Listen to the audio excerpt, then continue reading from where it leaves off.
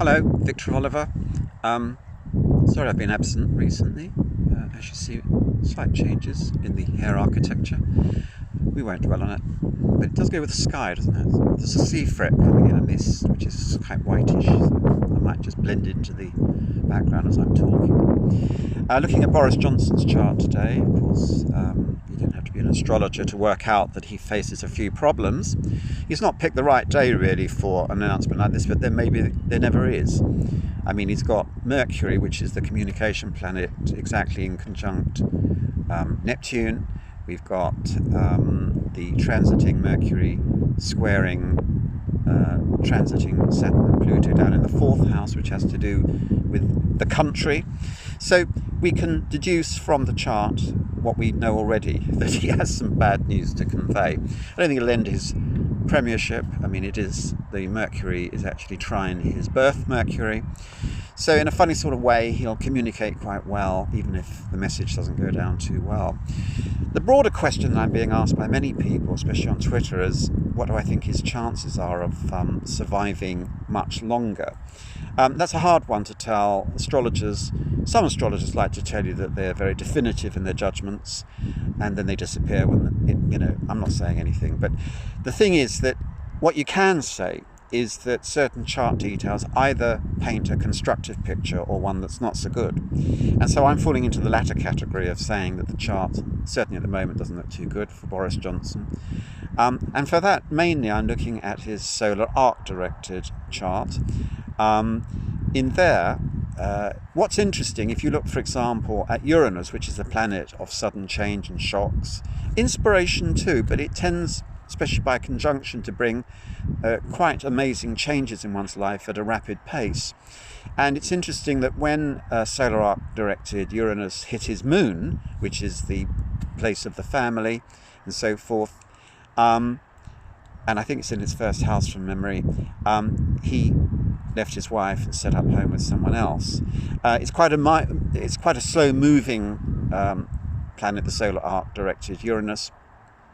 But Uranus is also implicated in another aspect, which is solar arc midheaven being the career point. And that at the moment is exactly conjunct his Uranus in the 12th house. This is not very good for somebody who wants to be around a long time, let's put it like that way. The most positive, constructive way I can put it is that perhaps he's more open to inspiration, because Uranus is the planet of the sky god of lightning, the awakening. So maybe he's going through a great awakening. But another way to read it is that he is subject now to highly unpredictable and changeable situations. But also inwardly, he may himself be going through fundamental changes. And the 12th house is perhaps not the best place in which to go through this change, because the 12th house actually compels you to look within, to find the truth if you can, and often the 12th house is associated with some types of finality. I would have preferred it to be in the first house if we want to see Boris lasting a long time as Prime Minister. The other problem we've got with this aspect is that Uranus, as within many natal charts deriving from certain years, Pluto is close to Uranus. They're conjunct.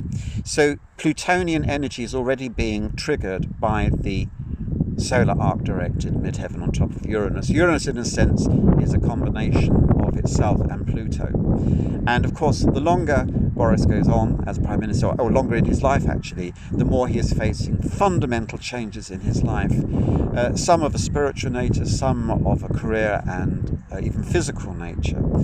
And the solar arc-directed midheaven will hit his Pluto exactly in about, I think, 3 or 4, 5 years maximum. Again, I'm going from memory, but certainly we're talking about 4 years. That doesn't mean we've got to wait another 4 years for him to decide whether to remain as Prime Minister. But I think given the severe challenges that this aspect presents, particularly since the whole assemblage is opposed by his natal Saturn, which can be an obstructive planet in the wrong place, and an opposition is not always the best place to encounter Saturn. I would say that we are looking at a Boris Johnson who's not only in trouble, but also probably contemplating some kind of move in the future. Will he complete the first administration period? I doubt it very much. You can't be definitive about this, because remember, in astrology there's always hope. There's always a way that he can turn things round.